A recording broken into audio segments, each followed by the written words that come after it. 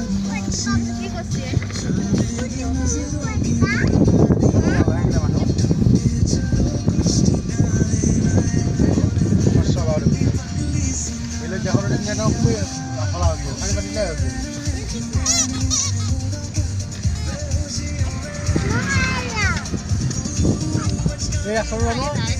বেয়া হলিকে বনে থাকিব লাগে